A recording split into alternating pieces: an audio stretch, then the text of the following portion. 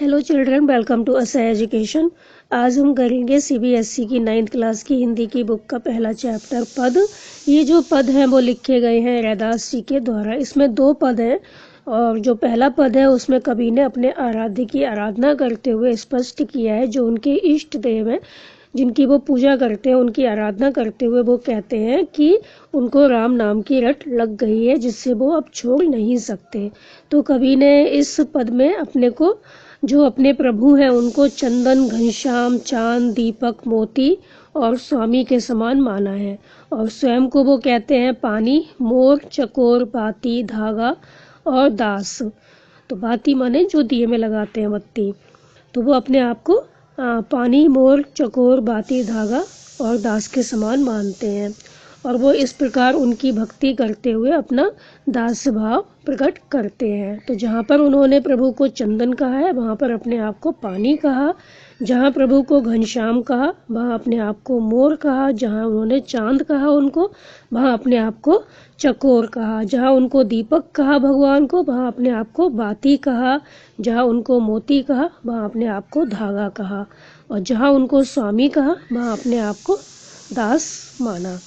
तो आइए देखते हैं कि इस पद में उन्होंने क्या कहा। अब कैसे छूटई राम नाम रट लागी। तो जो कवि हैं वो क्या कहते हैं, तो पहले हम लिख लेते हैं इसका प्रसंग और संदर्भ की प्रस्तुत पंक्तियां हमारी पाठ्य पुस्तक स्पर्श के काव्य खंड के पद नामक पाठ से ली गई हैं। इसके रचयिता रैदास जी हैं। इन पंक्तियों में उन्होंने अपने इष्ट देव का स्मरण करते हुए उनसे भक्ति मांगी है। तो जो कवि हैं वो क्या कहते हैं इन पंक्तियों में, अब कैसे छूटे राम नाम रट लागी। तो कवि अपने इष्ट देव को याद करते हुए उनसे भक्ति मांगते हैं। वो अपनी भक्ति के माध्यम से उनको पाना चाहते हैं। तो कवि कहते हैं कि अब कैसे छूटे राम नाम रट लागी, कि हे प्रभु, अब तुम्हारे नाम की रट लग गई है, वो छूट नहीं सकती। अब तो मैं तुम्हारा परम भक्त हो गया हूँ। प्रभु जी तुम चंदन हम पानी। तो वो कहते हैं तुम में और मुझ में वही संबंध स्थापित हो गया है जैसे चंदन और पानी में होता है। तुम चंदन हो और हम पानी हैं। तो जाकी अंग अंग बास समानी। तो चंदन के संपर्क में आने से जो पानी होता है उसमें भी खुशबू आ जाती है। तो चंदन के संपर्क में रहने से पानी में उसकी सुगंध फैल जाती है। उसी प्रकार मेरे अंग अंग क्या हुआ है, तुम्हारी भक्ति की सुगंध समा गई है। तो यहाँ तक जो कवि हैं वो क्या कहते हैं, कवि अपने इष्ट देव को याद करते हुए उनसे भक्ति मांगते हैं। वो अपनी भक्ति के माध्यम से उनको पाना चाहते हैं। कवि कहते हैं कि हे प्रभु, अब तुम्हारे नाम की रट लग गई है, वो छूट नहीं सकती। अब तो मैं तुम्हारा परम भक्त हो गया हूँ। तुम में और मुझ में वही संबंध स्थापित हो गया है जैसे चंदन और पानी में होता है। चंदन के संपर्क में रहने से पानी में उसकी सुगंध फैल जाती है। उसी प्रकार मेरे अंग अंग में तुम्हारी भक्ति की सुगंध समा गई है। प्रभु जी तुम घन बन हम मोरा। तो वो आगे कहते हैं कि हे प्रभु, तुम क्या हो, घन हो, बादल हो, और मैं बन का मोर हूँ। तो तुम्हारी जो भक्ति है उसकी जब मैं आवाज़ सुनता हूँ, गड़गड़ाहट सुनता हूँ, तो मैं क्या करने लगता हूँ, नृत्य करने लगता हूँ। जैसे मोर होता है जब बादल छाते हैं तो वो नृत्य करने लगता है, उसी तरह तुम्हारी भक्ति की गड़गड़ाहट सुनते ही मैं नृत्य करने लगता हूँ। मेरा जो मन है वो नाचने लगता है। जैसे चितवत चंद चकोरा। जैसे चकोर क्या होता है, चांद को एकटक निहारता है, वैसे ही मैं तुम्हारी भक्ति में निरंतर लगा रहता हूँ। वो आगे कहते हैं प्रभु जी तुम दीपक हम बाती। तो हे प्रभु, तुम दीपक की तरह हो और मैं उस दीपक की बत्ती की तरह हूँ। जाकी जोत परे दिन राती। जो दिन रात भक्ति की आस में अपना अस्तित्व जलाती है। तो दीपक में जो बत्ती होती है वो क्या होता है, धीमे धीमे कम होती चली जाती है। उसी तरह जो कवि हैं वो यहाँ पर कह रहे हैं कि मैं तुम्हारी भक्ति में इतना लीन हो गया हूँ, मैं तुम्हारी जो भक्ति है वो दिन रात करता रहता हूँ। तो दिन रात भक्ति की आस में अपना अस्तित्व जलाता हूँ। आगे कवि कहते हैं प्रभु जी तुम मोती हम धागा, जैसे सो नहीं मिलत सुहागा। तो वो क्या कहते हैं कि हे प्रभु, तुम मोती के समान हो और मैं धागा, अर्थात तुम मोती के समान उज्जवल, पवित्र और सुंदर हो और मैं उसमें पिरोया हुआ धागा हूँ। जैसे सो नहीं मिलत सुहागा, तुम्हारा और मेरा संबंध सोने और सुहागे के समान है। तो जो कवि हैं वो यहाँ पर क्या कहना चाहते हैं, जैसे सोना होता है और सुहागा होता है, उसमें आपस में घनिष्ठ संबंध है। सोने और सुहागे का आपस में घनिष्ठ संबंध है। सुहागे का अलग से अपना कोई महत्व नहीं होता, कोई अस्तित्व नहीं होता, लेकिन जब वो सोने के साथ मिल जाता है तो क्या होता है, उसमें चमक उत्पन्न कर देता है, सोने में चमक उत्पन्न कर देता है। इस वजह से जो सुहागा है उसका महत्व भी बढ़ जाता है। उसी प्रकार कवि का अपना तो कोई अस्तित्व नहीं है, किंतु ईश्वर की भक्ति करके उसकी आत्मा का परमात्मा से मेल हो गया, तो उसका जीवन सफल हो गया। तो वो क्या कहते हैं आगे, हे प्रभु तुम मेरे स्वामी हो और मैं तुम्हारा दास हूँ, ऐसी भक्ति करे रैदासा, मैं रैदास तुम्हारे चरणों में इसी प्रकार की दास भक्ति अर्पित करता हूँ। तो क्या कहा गया यहाँ पर कि कभी अपने इष्ट देव को याद करते हुए उनसे भक्ति मांगते हैं, वो अपनी भक्ति के माध्यम से उनको पाना चाहते हैं।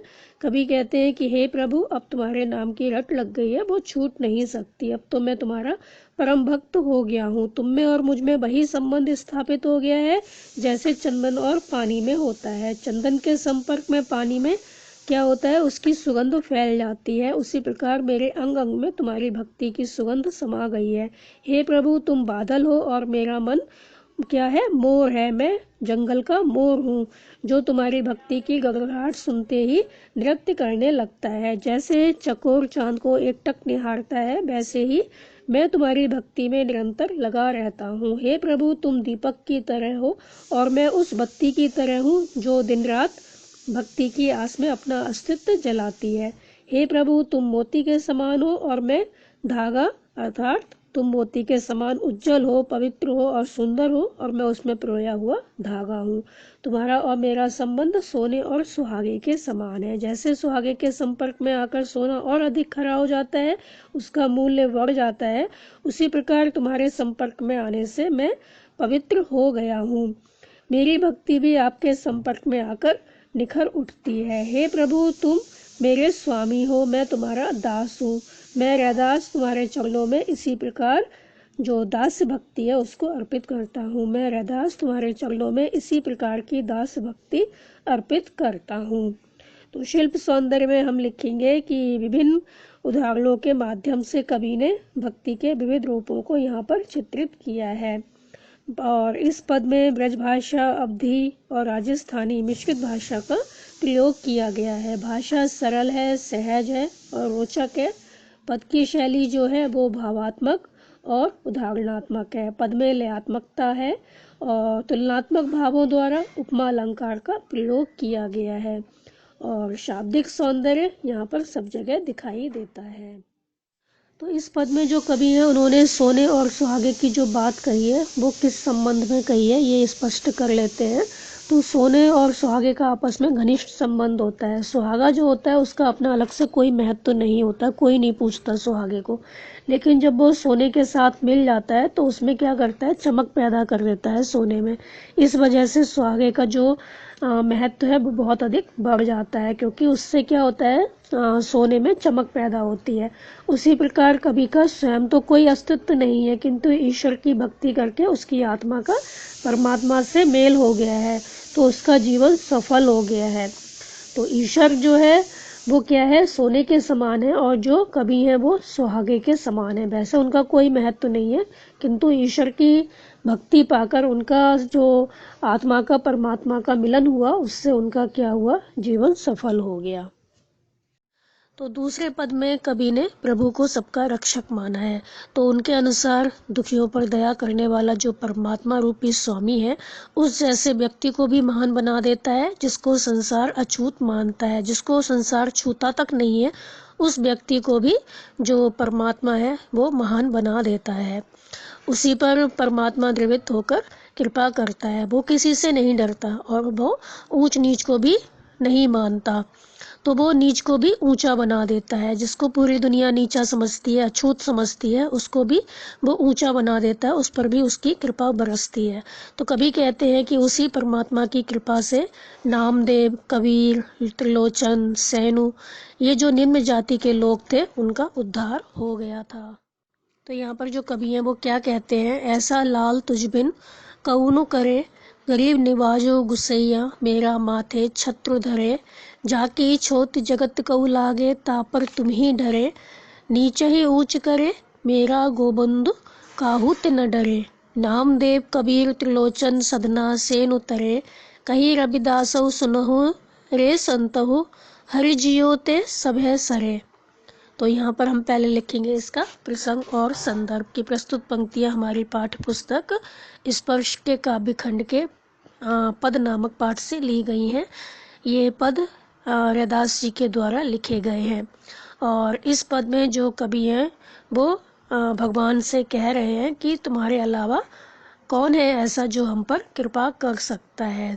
तो ये पंक्तियाँ हमारी पाठ्य पुस्तक स्पर्श के काव्य खंड के पद नामक पाठ से ली गई हैं। इसके रचयिता रैदास जी हैं। कवि कहते हैं इन पंक्तियों में कि हे स्वामी, ऐसी कृपा तुम्हारे अलावा कौन कर सकता है। तो आइए देखते हैं कि इसकी क्या व्याख्या होगी। ऐसा लाल तुझ बिन कौन करे। तो जो कवि हैं वो निम्न कुल के भक्तों को समभाव देने वाले, समान स्थान देने वाले प्रभु का गुणगान करते हुए कहते हैं कि हे स्वामी, तुझ बिन कौन करे ऐसा लाल, कि तेरे बिना ऐसा जो लाल है, ऐसी जो कृपा है वो कौन कर सकता है। गरीब निवाज गुसैया मेरा माथई छत्र धरे।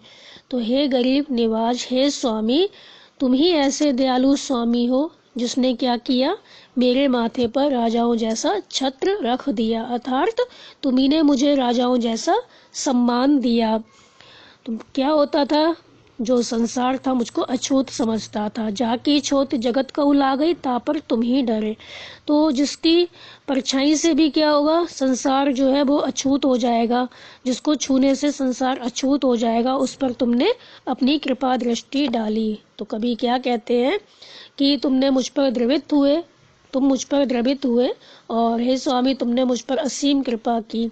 तो ये पूरा संसार मुझे अछूत मानता था, लेकिन हे स्वामी तुमने मुझ पर असीम कृपा की, मुझ पर तुम द्रवित हो गए। हे गोविंद, तुमने मुझ जैसे नीच प्राणी को इतना उच्च सम्मान दिया। नीचे ही उच्च करे, तुमने मुझ जैसे नीच प्राणी को उच्च करे ऊंचा स्थान दिया, इतना अधिक सम्मान दिया। मेरा गोविंद काहूते न डरे। तो वो कहते हैं कि मेरा जो गोविंद है, मेरे जो भगवान है, वो किसी से नहीं डरते। तो हे गोविंद, तुमने मुझ जैसे नीच प्राणी को इतना ऊंचा स्थान दिया, इतना उच्च सम्मान प्रदान किया, तो ऐसा करते हुए तुम्हें किसी का भी भय नहीं लगा। तो वो कहते हैं मेरा जो गोविंद है वो किसी से भी नहीं डरता। फिर जो कवि है वो आगे कहते हैं कि तुम्हारी ही कृपा से नामदेव कबीर जैसे जुलाहे, त्रिलोचन जैसे सामान्य व्यक्ति, सदना जैसे कसाई और सैनु जैसे नाई संसार से तर गए, उन्हें ज्ञान प्राप्त हो गया। तो रैदास जी कहते हैं कि हे संतो सुनो, हरि जी जो भगवान है वो सब कुछ करने में समर्थ हैं, वो कुछ भी कर सकते हैं।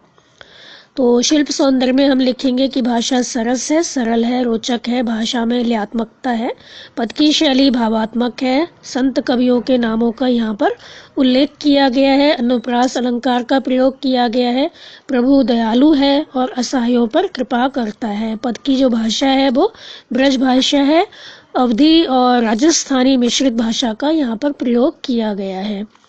तो बच्चों यहाँ पर हमारा जो चैप्टर है वो ख़त्म हो गया। आप इसको अच्छे से समझकर याद कर लीजिए और हमारे चैनल असह एजुकेशन को लाइक कीजिए, सब्सक्राइब कीजिए और शेयर करना मत भूलिए। Thank you.